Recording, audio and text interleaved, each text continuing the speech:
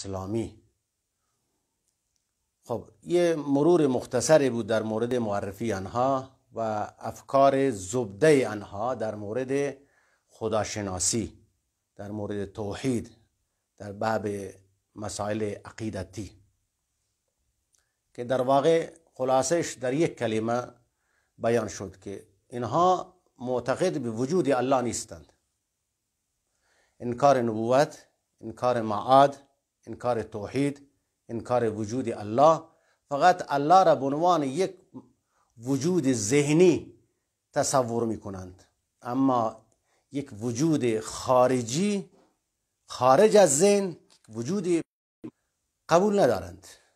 خب این مقدار مختصر است. این خیلی برای ما مهم است که این فرق را و این افکار را ما بدانیم تا دچار اشتباه نشویم. خب اولین فرقه‌ای که در تاریخ بیان شده فرقه معتزله هست. معتزله در اواخر دوران حکومت بنی امیه، یعنی قرن اول تمام شد، از قرن اول هجری وقتی به پایان رسید وارد قرن دوم شد، یعنی 125 تا 127 افرادی به وجود آمدند در اواخر دوران حکومت بنی امیه در سوریه و در عراق. افکاری را به مردم تزریق می‌کردند، تبلیغ می‌کردند که شبیه افکار افلاطونی بود. خب کسانی که این مطالب را بیان می‌کردند 4 نفر بودند. اولش در اواخر حکومت بنی امیه، یعنی سال 125 الی 27 که پایان دوران حکومت بنی امیه 131 تا 132 کلاً برچیده شد. خب اشخاص برجسته بودند، به نام اسلام بودند. اینها 2 مطلب عنوان کردند در جامعه اسلامی. یک مطلب به نام این است که انسان حر است، آزاد است، به شکل مطلق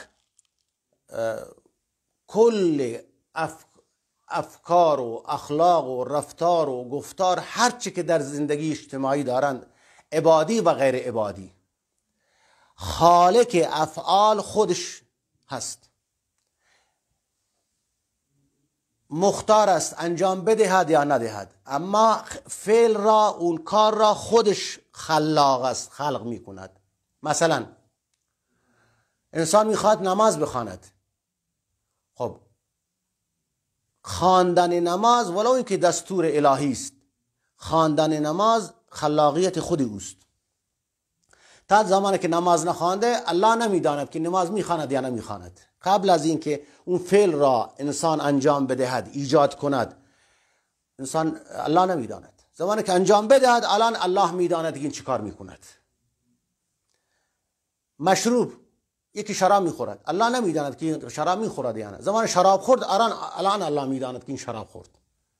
زنا، شراب، دروغ، هر فعل خوب یا بد، انسان در انجام فعل حر مطلق، آزاد مطلق است، چه خوب چه بد، و اون فعل را و اون کار را خودش خلق می کند، خودش به وجود می آرد.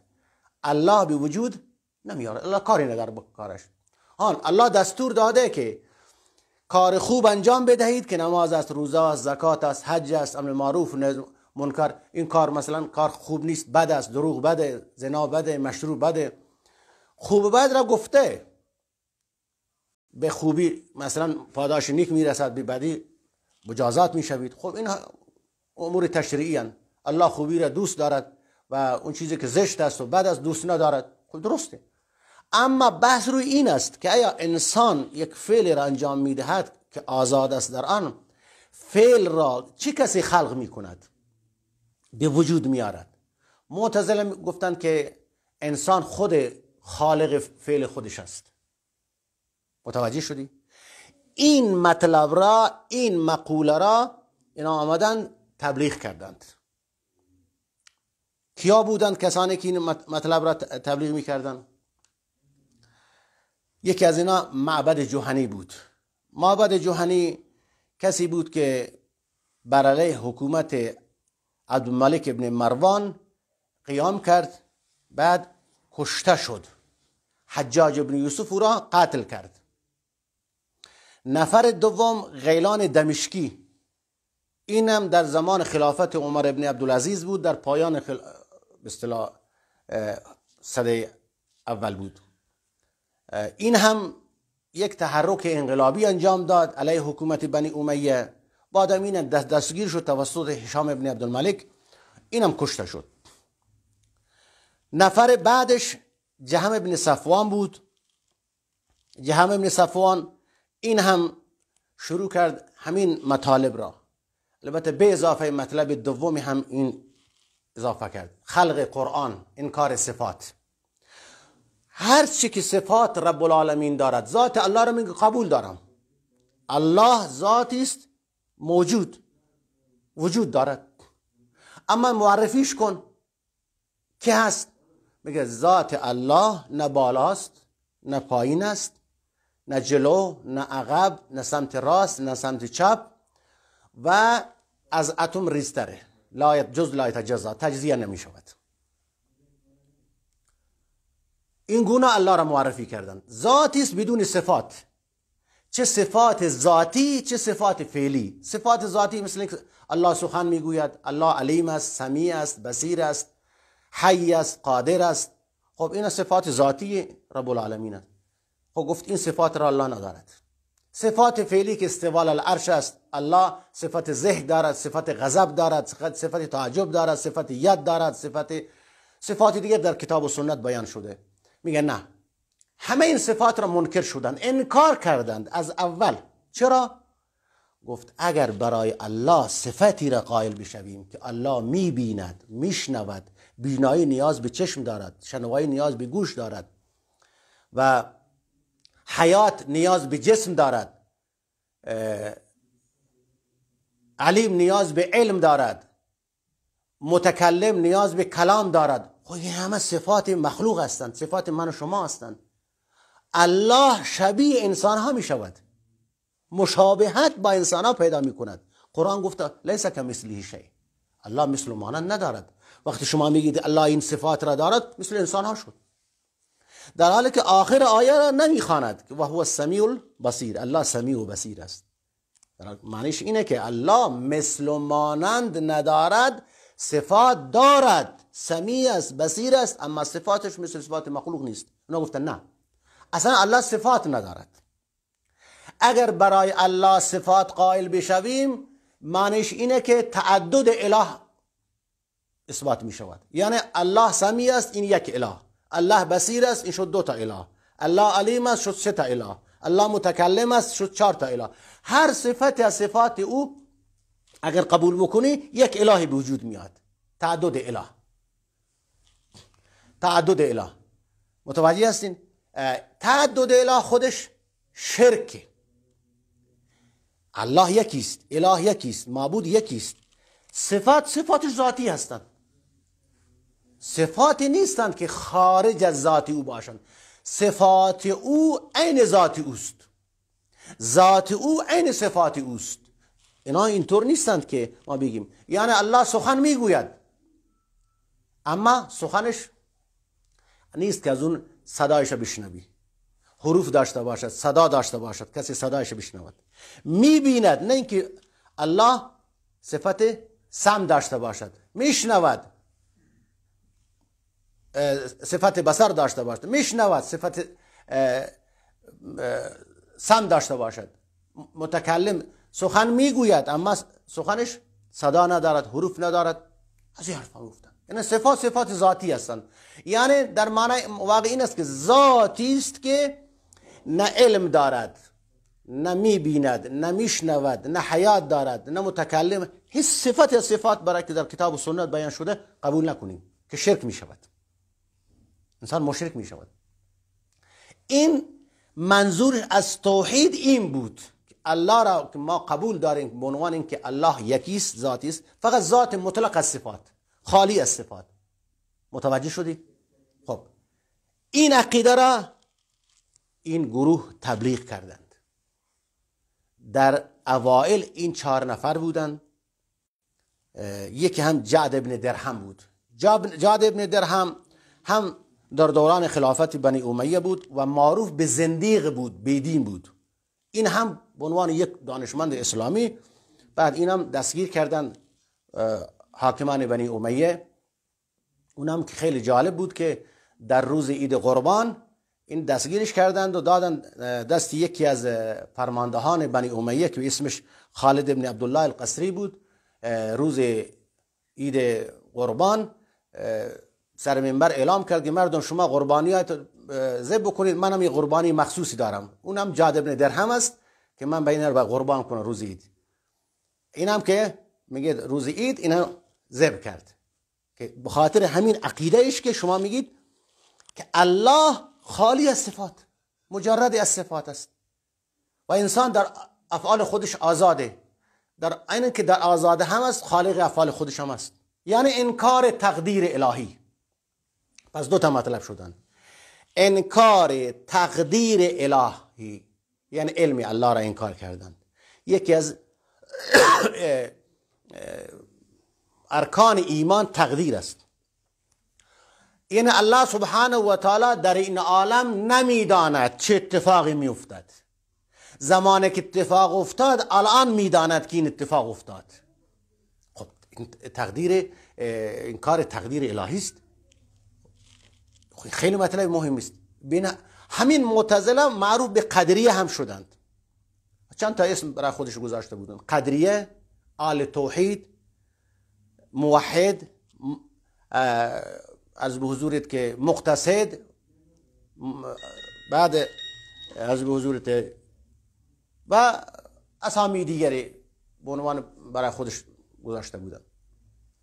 این 2 تا مطلب توسط این 4 نفر در اواخر حکومت بنی امیه آمد: انکار تقدیر الهی و انکار صفات الهی. آمدن گفتن قرآن مخلوق است، قرآن مخلوق. خب این مطلب توسط این 4 نفر در اول بیان شد. بعد حکومت بنی امیه رفت، حاکمان بنی عباس آمدند در قرن دوم.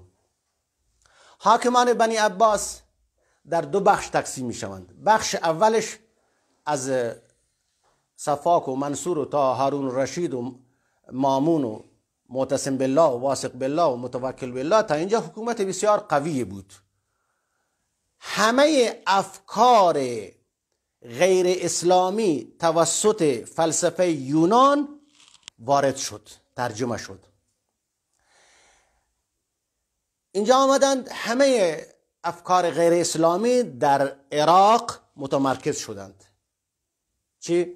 مسیحی ها افکارهای خودش ترجمه کردند، یهودی ترجمه کردند، فیلسوفان یونان آمدن خدمات انجام دادن، عقاید فلسفی خودش ترجمه کردن، وارد کردن اینجا و حاکمان بنی امیه استقبال کردند. حتی هندوها، فرهنگ هندوها ترجمه شد و می اومد اونجا. چرا؟ یک حکومت بسیار قوی و شکوفا، متمدن و فرهنگی از همه جا آمدن اینجا متمرکز شدند. زرداشتی ها، بودایی ها، کلدانی ها، خلاص همه افکار غیر اسلامی، شرکی، کفری، خرافاتی اینجا سرازیر شدند. در این عراق، در کوفه، در بصره، در عراق، در ایران، این عده از دانشمندان تحت تأثیر این افکار عقلانی، عقل مجرد فقط عقلانی بود، تحت تأثیر اینها قرار گرفتن. آمدن نصوص کتاب و سنت را بر اساس عقل تفسیر و توجیه و تعویل میکردند. جدا شدند از منهج کتاب و سنت، جدا شدند از سلف صالح، جدا شدند از ائمه حدیث، از تابعین و تبع تابعین که فراوان بودند، ائمه حدیث بودند، با آنها مبارزه کردند، جدا شدند. گفت نه، باید کتاب و سنت بر اساس عقل تفسیر شود. معیار عقل است، معیار عقل انسان است و عقل است که قرآن و سنت را تشریح بکند. خب آمدن عقل را بر نقل مقدم قرار دادند. هرچی که عقل پذیرفت با همون سمت و سو قرآن تفسیر شود، احادیث تفسیر شوند. اصلا عقل را وقتی بر نقل مقدم کردن، بسیار جمع بزرگی از احادیث، یعنی یک ذخیره از احادیث را رد کردن، به عقل جور در نمیاد. خب به هر حال در رأس این همه واصل ابن عطا بود. خب واصل ابن عطا شخصی بود در مدینه متولد شد، بعد آمد کوفه. وقتی کوفه آمد با حسن بصری به اصطلاح نشست و علم یاد گرفت از حسن بصری که یکی از تابعین بزرگ اهل اسلام است. خب خوارج اینجا یک مطلبی را عنوان کردند. خوارج گفتند هر کس گناه کبیره را مرتکب شد اون کافر است، جان و مال و خونش حلاله، بکشید. خب این کارا کردند خوارج با علی، با معاویه، با مسلمانان. اهل سنت در مقابل اینها فتوا دادند که کسی که مرتکب گناه کبیره بشود فاسق است، از اسلام خارج نمی شود، جان و مال و خونش در امانه. واصل ابن عطا آمد گفت نه، این نه مؤمن است نه کافر است. شاگرد حسن بصری بود. در اون جلسه حسن بصری وقتی که این مطلب عنوان شد، این در مقابل استاد قیام کرد، گفت نه، من قبول ندارم، مؤمن نه مؤمن است و نه این کافر است، منزلتون بین منزلتین، این یک جایگاه سوم قرار دارد، نه مؤمن نه کافر. اما در این دنیا به عنوان مسلمان میشه اسم برد ازش، احکام اسلامی جا، اما در آخرت اگر توبه نکرد برای همیشه در جهنم مثل کفار و مشرکین در جهنم است. خب واصل ابن عطا الغزال معروف است، این آمد این تفکر را به اصطلاح راه انداخت. خب واصل ابن عطا بزرگان معتزله بود. همراه او چند نفر هم همکار شدند. از به حضورت که این جهم ابن صفوان هم قبل از او بود. افکار جهم ابن صفوان مثل همون معبد جهنی بود و جعد ابن درهم بود و که جهمیه بیش میگن. بعد معتزله ها بعد از این دو مطلبی که عنوان کردند، انکار صفات الله و انکار تقدیر، مرحله جدید شدند از زمان واصل ابن عطا در اوایل حکومت بنی عباس، این در زمان هارون الرشید و اینها. خب هارون الرشید تلاش کرد که این علما را با هم کنار هم جمع کند و این مطلب را عنوان کند، بحث بکنند، مناظره بکنند، گفتگو کنند، نتیجه را درست به مردم تحویل بدهند، که موفق نشد. و بعد پسرش مامون آمد، بعد پسرش معتصم آمد، بعد پسر اون دیگرش واثق آمد. اینا آمدن. سران معتزله اینجا دو تا امتیاز کسب کردند. یک امتیازش این بود که ادیب بودند، شاعر بودند، متکلم، سخنور بودند در علم کلام، در علم فلسفه، در همه این علومی که از فلسفه و از یهودیت و از مسیحیت و از زرداشتی ها و از هندوها و از دیگران گرفته بودند، در این علوم مسلط بودند. عرب هم بودند، فصیح صحبت میکردند، شاعر هم بودند. خیلی این افکار فلسفی خودش را به شعر در می آوردن، به نثر در می آوردن. مردم خیلی راضی بودن. حتی این رفت پیش حاکمان. مأمون الرشید تحت تاثیر افکار اینها قرار گرفت، معتزلی شد. حاکم وقت بود، معتزلی شد. بشر مریسی که شاگرد امام ابو یوسف بود یکی از سران فتنه بود که این وادار کرد، یکی سمامه بن اشرس. این دوتا نفر بسیار فعال بودند، حاکمان بنی عباس را وادار کردند بر علیه سلفی ها، بر علیه آل حدیث، بر علیه منهج سلف صالح. اینجا امام احمد رحمت الله علیه در افتاد، مقابله کرد، مناظره کرد. امام احمد رحمت الله علیه 2 سال و اند توسط مأمون زندان شد. فشار آوردن روش، قبول کن که قرآن مخلوقه، قبول کن که الله صفات ندارد. نه من قبول نمی کنم. بحث مناظره در بحث مناظره کم آوردن، زندانش کردند. بعد از اینکه امام احمد رحمت الله علیه زندانی شد 2 سال و اندی، بعد از 2 سال و اندی بعد اینا حصر خانگی قرار دادند. یک دوران بسیار پرفتنه‌ای بود. همه علمای حدیث منزوی شدند، یا در حصر خانگی داشتند، یا منزوی شدند، یا فرار کردند. حاکم وقت اینا را تعقیب میکرد که حرف نزنند علیه این فکر معتزلی که قرآن مخلوق نیست، الله صفات دارد، باید انکار تقدیر را قبول بکنند، صفات الهی را قبول بکنند، قرآن مخلوق است. یک فضای بسیار متشنج و فتنه در حکومت امپراتوری بنی عباس در بغداد و اطراف بغداد شروع شد. خب این فتنه بسیار طول کشید، اولوش 100 خورده سال، یعنی نزدیک به 150 سال تا 200 سال این فتنه همینجوری ادامه پیدا کرد. الله سبحانه و تعالی بعد از این یک حاکم بنی عباس را به عنوان متوکل بالله، آدم درستی بود و صالح بود و منهج کتاب و سنت را دوست داشت. این وقت سر قدرت آمد، همه معتزله را غلغم کرد، همه معتزله متواری شدند. این افکار گفت هر کسی بگه قرآن مخلوق است باید یا کشته شود یا برد زندان، مجازات بشود. هر کسی انکار تقدیر کرد، هر کسی صفات الهی را که در کتاب و سنت آمد انکار کرد، باید مجازات بشود. امام احمد بن حنبل از حصر خانگی آمد بیرون و همه علمایی که معاصر در اون زمان بودند جمع شدند. حول و حوش ظرف 14 سال چنان منهج سلف صالح شکوفا شد و اوج گرفتند. علما آمدن سر کار، کتاب نوشتند، تبلیغ، مساجد، مدارس، کار فرهنگی انجام دادند و بسیار عالی بود. که متاسفانه بعد از این دوران شکوفایی بنی عباس که مرحله اولش بود، مرحله بعد از متوکل بالله حاکمان عیاش بودند، ضعیف بودند.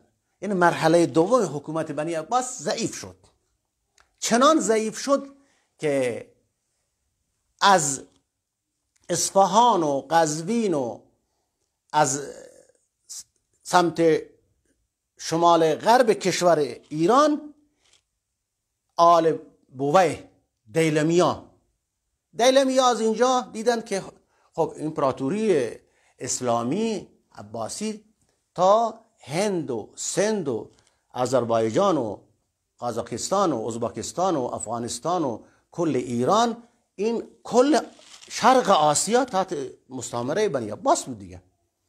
خب اینا وقتی که دیدند بنی عباس حالا ضعیف شدند، یک نسل از دیلمی ها، فرد به نام ابو شجاع 3 پسر داشت، احمد و حسن و علی. اینا در نظام بودند، در نظام اون حکومت بسیار کوچک دیلمی ها در منطقه اصفهان و قزوین و این مناطق. آمدن سر قدرت، داستانش خیلی مفصل نمیشم همه بگم. آمدن سر قدرت و بعد اینا این 3 برادر چنان موفق شدن رفتن تا همه مناطق اکثر ایران را گرفتن، اصفهان و ری و همدان و کرمان و عرض به حضوریت که همه مناطق را تا لب مرز عراق گرفتن. خب این هم وقتی به این نتیجه رسیدن، حاکم ضعیف بود. اون زمان حاکم متقی بالله بود، به متقی بالله هشدار دادن، گفتند که اجازه اگر نمیدی به زور میایم وارد بغداد میشویم. اونو اجازه داد، گفت من ملایی هستم، من خلیفه هستم به عنوان آل بیت پیغمبر با من کار داشته نباشید، بیایید. خب آمدند، وارد بغداد شدند، بغداد رو تصرف کردند، بنی عباس را خار و ذلیل کردند. هر زمانی که میخواستند یک حاکم را جابجا بکنن گفتند تو لایق نیستی، اون یکی را می آوردند. تو لایق نیستی، این یکی را می آوردند. مسخره بهش میکردند و اذیتش میکردند. اونا قدرتی هم نداشتند. اولهوش 113 سال حکومت کردند، ولی شیعه بودند. از اون شیعه غالی بودند، رافضی بودند، شیعه غالی. چطور اینا شیعه شده بودند؟ در زمانی که علویان مخالف عباسی‌ها بودند، چون حکومت بنی عباس از دو رشته هاشمی تشکیل شده، یکی پیروان نوادگان عبدالله بن عباس بودند، یکی نوادگان علی رضی الله تعالی. حاکمیت دست اونا بود. اینا محروم شدند، یعنی فرزندان علی رضی الله تعالی از حکومت بنی عباس محروم بودند. مثلا امام حسین، امام حسن، فرزندان آن امام صادق، امام جعفر، امام کاظم، موسی کاظم و همه اینا محروم بودند. اینا را داخل نظام نگذاشتند. گفت شما ما مستحقیم، حاکمیت دست ماست. الان دو تا برادرزاده بودند. خب اونا آمدن قدرت به دست گرفتند، اینا را خلاصه منزوی کردند. و اینها پناه بردند از دست بنی عباس، پناه بردند اینور اونور، متواری می شدند. اینا حکومت تعقیب میکرد، میرفتن تا اینکه رفتن به دهلمیه، اونجا پناه بردند. مثل همین دورانی که الان میبینیم که یکی از فلان جا مثلا میاد در افغانستان، بعد حکومتات اینا تعقیب میکنه، بعد میره در کوههای کشمیر پناه میبرد. خب جای نداشتند، اونجا پناه بردند. از اونجا اینا شیعه شدند. بعد از اون شیعه نادان و قالی بودند، خیلی متعصب بودند. حکومت آل بویه آمدند، خدماتی برای تشیع انجام دادند. بسیار بزرگان تشیع در این زمان خیلی رشد کردند، مثل شیخ مفید، شیخ توسی، شیخ صدوق، شریف رضی، از به حضورت که سید رضی همین که نهج البلاغه را نوشته در اون زمان بود. خیلی قدرت گرفتند. اما معتزله ها آمدند زمانی که در زمان حکومت متوکل بالله از بین رفتند و متواری شدند، تارمار شدند، فرصت مناسب، بستر مناسب برای خودشون دیدن. آمد یکی به نام عبدالجبار همدانی که یکی از بالاترین و قدرتمندترین نویسنده معتزله هست، شیخ المعتزله، رئیس المعتزله. این آمد با یکی از وزیران مؤید الدوله آل بویه. خب عقایدشون یکی بود، اونا عقلانی بودن، اونا از عقل استفاده میکردن. خب و اینا آشتی کردن، به عنوان قاضی ری این را منتخب کردند. معتزله بود، در این معتزله شیعه بود، معتزله هم بود و آل بدعت هم بود و پول انگفت در اختیار اینها آل بویه قرار داد. دوباره یک شکوفایی بزرگی برای معتزله ها رقم خورد. یعنی معتزله دوباره زنده شدند معتزله ها در همه جا تا 113 سال، البته میگه 127 سال، تا قرن 447 الهوش 120 سال دوران این حکومت اینها آمدند. خوب رشد کردند، کتاب نوشتند، کار فرهنگی انجام دادند، مساجد، مدارس، کارهای فرهنگی. یعنی معتزله از نو زنده شد و بازسازی شد و ساماندهی هم شد. به این معنی که کتاب خیلی قشنگ نوشتن برای اینها، اصولش نوشتن، فروعاتش نوشتن. خب به مردم، به خصوص یکی از افکار بزرگترین نویسنده اینها جاهز بود که معتزلی بود، خیلی فلسفی بود و از افکار فلسفه یونان متأثر بود و از هندوها متأثر شده بود. اینا آمد نوشتن کتاب، خلاصه کتاب نوشتن تا اینکه خیلی موفق شدند تا قرن پایان پنجم. خب بعد اینکه آل بویه ضعیف شدند، 3 تا برادر بودند به نام حسن و احمد و علی، اینا با هم درگیر شدن، نواهای اینا با هم درگیر. کل قدرت این مناطق را در 3 قسمت اینا تقسیم کردن. اصفهان و کرمان را یک برادری فارس را یک برادر، عراق را یک برادر تصرف کرد.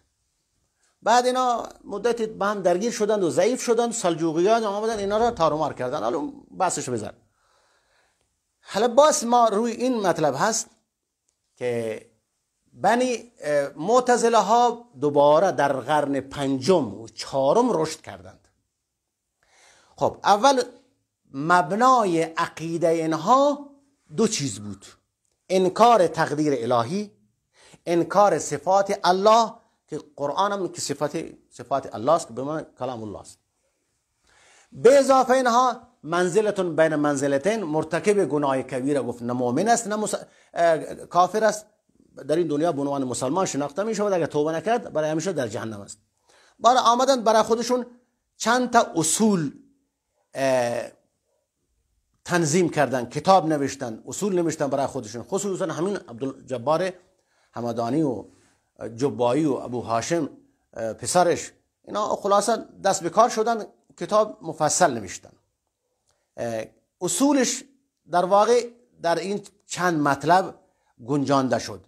یکی از اصولش اول توحید بود و معنای توحید را همین گونه که من برای شما گفتم، یعنی الله مجرد از صفات، الله را قبول داریم، وجودش را قبول داریم، ذات هست، صفات ندارد، صفات اثباتی ندارد، صفات فعلی ندارد و ذاتش هم اگر بگیم الله ذاتی دارد، با ذاتش هم اگر بگیم که ذاتی دارد کجاست، میگیم کجاست، بازم شرک می شود، مشابه می شود. پس میگه نه بالاست نه پایین است نه جلو نه عقب نه چپ نه راست. باز میگیم که جز لا یتجزا اصلا چیزی است که تجزیه نمی شود، یعنی وجود ندارد، فقط تصور بکنید که الله هست. اما صفاتش، ذاتش چگونه، به چه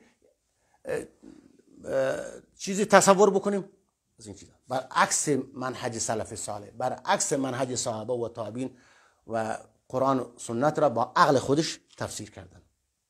خب بعد به نام امر معروف نهی از منکر یکی از اصول آنها بود که خروج علیه حکام را جایز می‌دانستند. خروج مثل خوارج، خروج علیه حکام را جایز می‌دانستند. وعیدیه بودند که یعنی یکی از اصولش وعید بود، یعنی الله تعالی هر وعده و وعیدی که داده در قیامت اجرا می شود، یعنی کسی که مرتکب گناه کبیر شده همیشه برای جهنم، از جهنم بیرون نمی شود.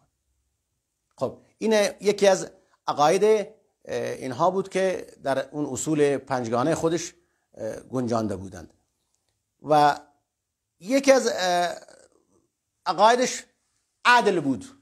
عدل همینه که انکار به اصطلاح تقدیر، یعنی بگیم که الله خالق خیر و شر است، پس الله خالق خیر و شر باشد معنیش اینه که ظلم می شود به انسان. الله خیر را هم خلق می کند و شر را هم خلق می کند، بعد به ما میگه که شما خیر انجام بدید و شر انجام ندهید، خودش خیر و شر را خلق می کند. انسان ظلم می شود، انسان مرتکب گناه می شود و این مرتکب گناه اجباری می شود. خلاصه انکار صفات الله را معتقد بودند به نام عدل. این اصولشان بود. به اضافه اصول جدیدی برای خودش آوردند. عقل بر نقل مقدم است، یعنی هر زمانی که آیات قرآن، نصوص صریح قرآن و نصوص صحیح و صریح حدیث مخالف با عقل بود، باید مطابق عقل به تفسیر شود، تعویل شود، توجیه شود. و به وسیله این اصول آمدند همه نصوص را، اکثر نصوص سنت را انکار کردند و همه نصوص کتاب سنت را تعویل و تفسیر باطل کردند. الان به طور مثال من چند تا نمونه به عنوان از این نمونه میگم. اینا میگفتند که مثلا انکار معجزات، هرچه معجزه در کتاب و سنت بیان شده، هر کدوم از این معجزات با عقل جور در نمیاد انکار میکردند. مثلا اون معجزه که موسی علیه السلام عصا را زد از سنگ آب در آمد، گفت این نه اینجوری نیست. موسی علیه السلام عصا را زد دریا مثلا راه را باز کرد و 2 تکه شد، اینو قبول ندارن. انکار معجزات، اکثر معجزات را انکار کردند. با عقل جور در نمیاد. مرتد که اگر کسی از اسلام مرتد شد نباید اون قتل کشته شود.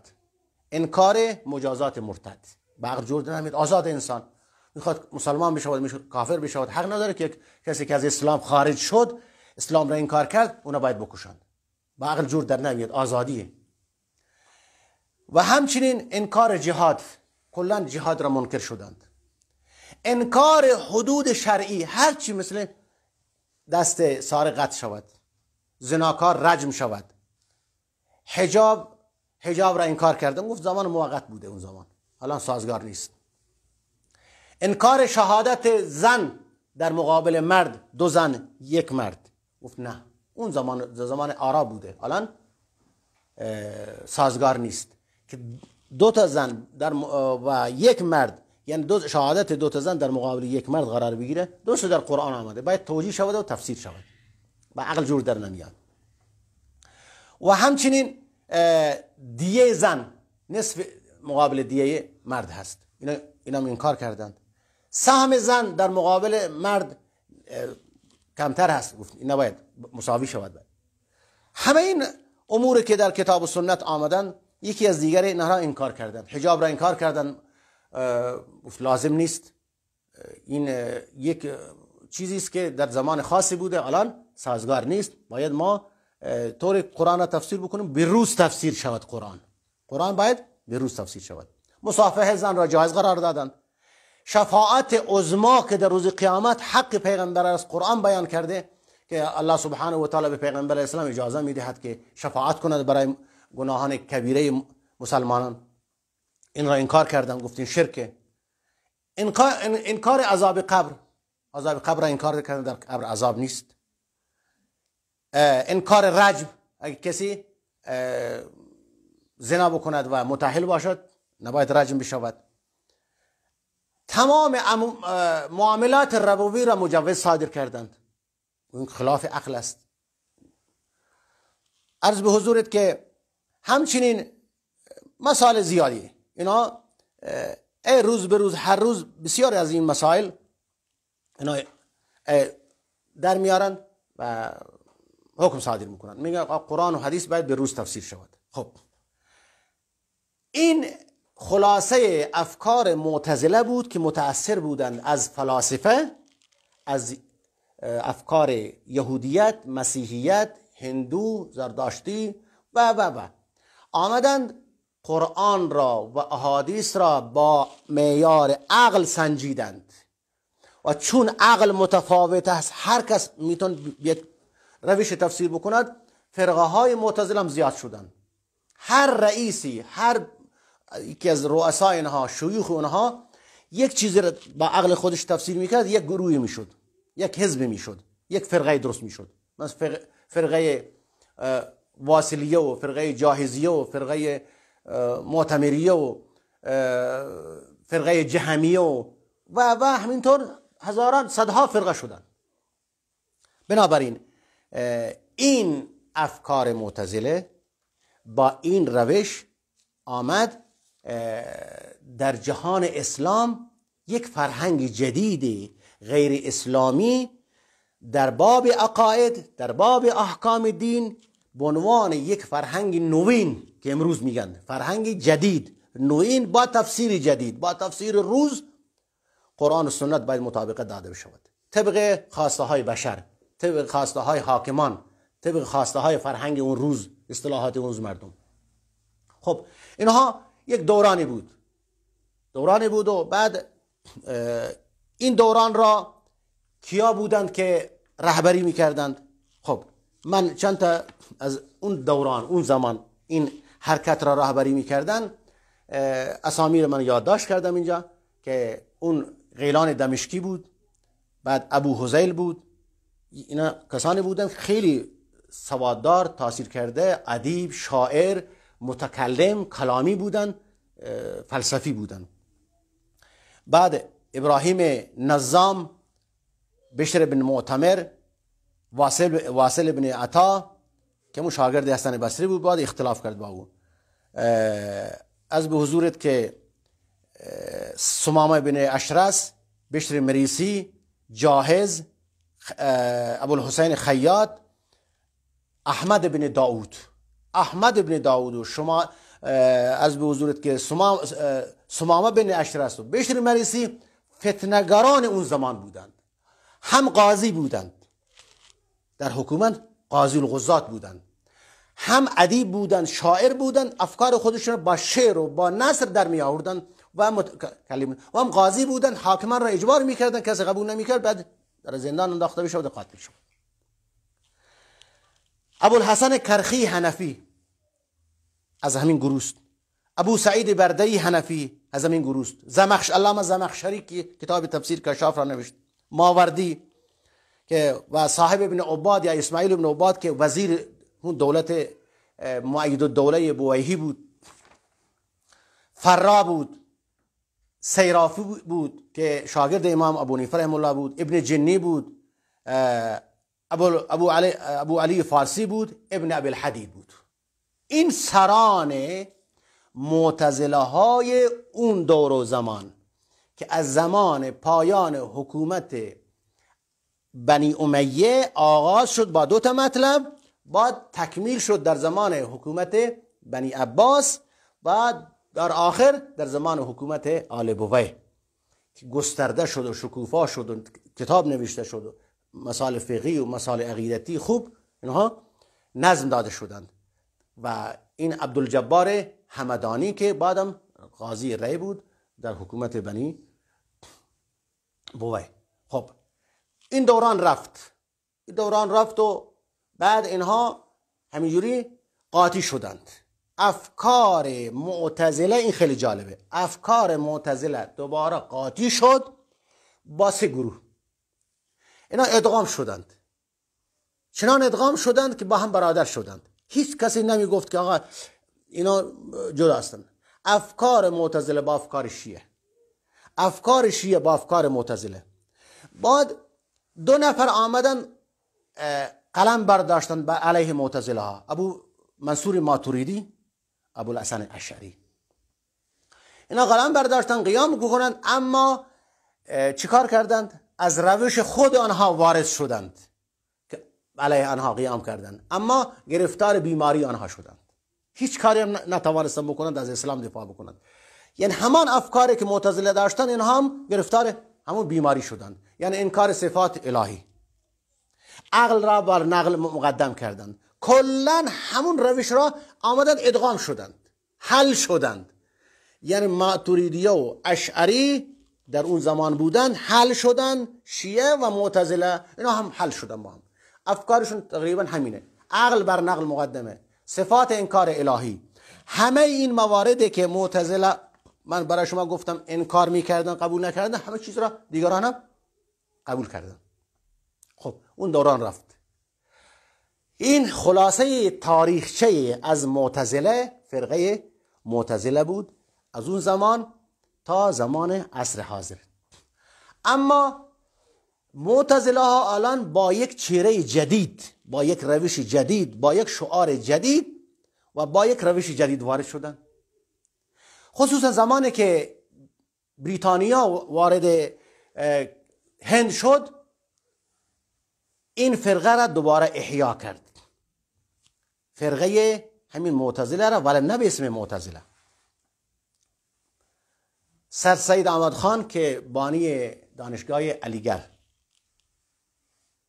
و شاگرد ارشد او سید امیر علی، خب این آمدند همون کاری که معتزله میکرد ولی به اسم معتزله نه، به عنوان عقلگرا، روشن فکری، به عنوان کلمه روشن فکری و عقلگرایی، تجددگرایی، اسلام نوین، با این الفاظ آمدن نصوص کتاب و سنت را، چیزی که مخالف به عقلشان بود، تعویل و توجیه میکردن.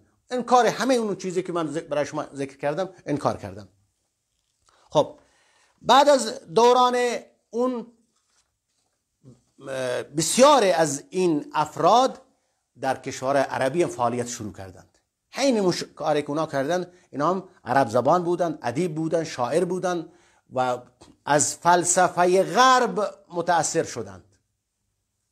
یعنی آمدند این نسل جدید مانند نیاکان خودش اون زمان از فلسفه ارسطو و افلاطون و یونان متأثر شدند، آمدن علیه مفاهیم اسلامی قیام کردند و مفاهیم اسلامی را دگرگون کردند.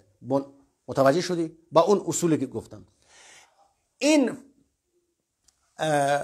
پیروان آنها، ادامه دهنده آنها، الان که جدید وارد شدن در عصر ما هستند و یک مقدار جلوتر بودن، اینا آمدن با شعار جدید وارد شدند. چیز همون چیز است. شعار جدید به نام چه؟ عقلانیت، عقلگرایی اسلامی، روشنفکری، تجددگرایی، تحول فکری. عرض به حضورت که حرکت‌های روشنفکری دینی، آسانگیری اسلامی یا بیداری اسلامی، با این کلمات وارد شدن در جهان عرب. خب کیا بودند اینا؟ این نویسندگان متفکرین اسلامی که به همچنین فکری وارد شدن. آیا هستند کسانی که الان این فعالیت را داشتند و الان هم دارند؟ بله. یکی از سردسته های اینها الان که مدت پیشم بوده، الان هم هستند ادامه دهنده اینها، شاخصین اینها دکتر سعد زغلول، قاسم امین مصری، لطفی سید، بعد طه حسین و همچنین برادران اخوان، همه برادران سران اخوان. همین کار را که اونها انجام میدن، اینا هم خاطر مسائل حکومتی که رسوای غرب نشویم. متأثر شدند از فلسفه غرب، از روش حکومتداری غرب، از عقلگرایی غرب، یعنی اروپا، آمدن عین مثل اونها همون حرکت را شروع کردن. گفتن قرآن و سنت، بیداری اسلامی، اسلام نوین، تجددگرایی، روشنفکری و سلف صالح را، کسانی که تابع کتاب و سنت به منهج سلف، به عنوان متحجر. الان میگن متحجر یعنی اینا عقب رفتن و اینا چیزی نمیفهمن. باید اسلام طبق روز تفسیر شود، یعنی طبق اهداف غرب، طبق اهداف عقل تفسیر شود. اینها آمدند اختلاط زن و مرد را گفتند که اشکالی ندارد. خب بسیاری از این افراد نویسنده در جهان عرب بسیارند شروع شدند. در پاکستان هم به عنوان پرویزی شناخته می شوند. خب الان در ایران خیلی کم هست ولی همین مفتی زاده که الان زمان بود، خب اینا عقلگرا بودند، قرآن را با عقل تفسیر می‌کردند، حدیث را قبول نداشتند. همین کاکا حسن که الان هم هست، تقریبا پیرو خط اونها هست. خب اینا اکثر اهل قرآن بهش میگن. بعد اینا آمدن میگه حسبنا کتاب الله، فقط کتاب الله کافی است. قرآن احادیث هیچ، منکر احادیث شدند. بعد قرآن را طبق میل خودش تفسیر میکنن، به روز تفسیر کنن، مطابق هوا و هوس تفسیر بکنن. بعد میگن که رسوای جهان غرب نشویم که ما را متهم بکنن که شما عقب گرایید.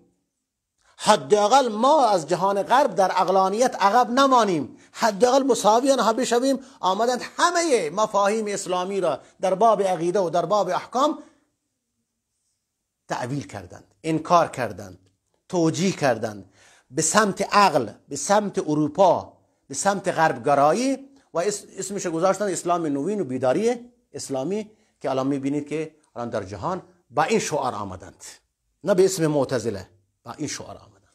پس این خلاصه تاریخچه معتزله از زمان حکومت پایان بنی امیه و بعد بنی عباس و بعد همچنین آمد تا امروز.